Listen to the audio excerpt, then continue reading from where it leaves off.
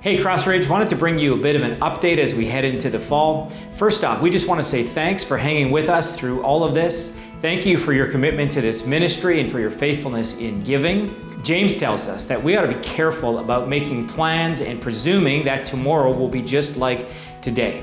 If the past 6 months have taught us anything, it's taught us that the saying, if the Lord wills, we will do this or that, is not a trite cliche, but really a way of life.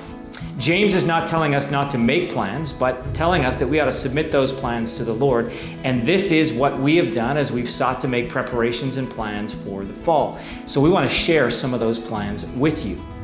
We returned to an in-person Sunday morning gathering in the first week of July, and that's been going really well. Beginning September 20th, we will be moving to 2 Sunday morning gatherings, one at 9 o'clock and the second at 11 o'clock. The 9 o'clock gathering will have limited childcare available for kids 0 to 3 years old. If your kids are taking part in that, there will be a live stream set up at the square for parents and kids older than 3 to participate. More information about that can be found on our website. We want to assure you that we are seeking to do everything in keeping with provincial guidelines. We've limited the number of attendees to 50.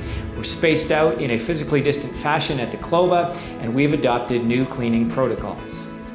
We will continue to provide the live stream option each week for those who are unable to attend or concerned about attending in person, but we do want to stress that there is something significant about physically gathering together that cannot be replaced with technology, no matter how good that technology might be.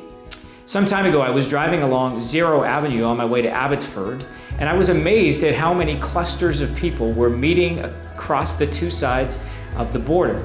They had their lawn chairs out on either side of the ditch that separates our two countries. Now, the technological means are available to meet over a screen, but every one of those individuals knows that there is no substitute for seeing someone face to face. And we think the same thing is true for a church. From the beginning of our church's existence, we have stressed the importance of gathering and scattering. In times past, we've emphasized the importance of scattering for the sake of mission. It's important that we understand that as a church.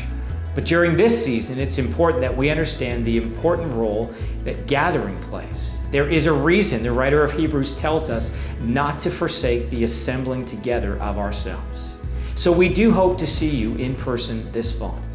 Now, Crossridge is about more than just Sunday mornings, and we want to encourage you to be connected in other ways as well. Community groups are a great way to be connected in general, but maybe especially so in the midst of this season. Our men's and women's studies are starting back up this month, along with our youth and young adults ministries.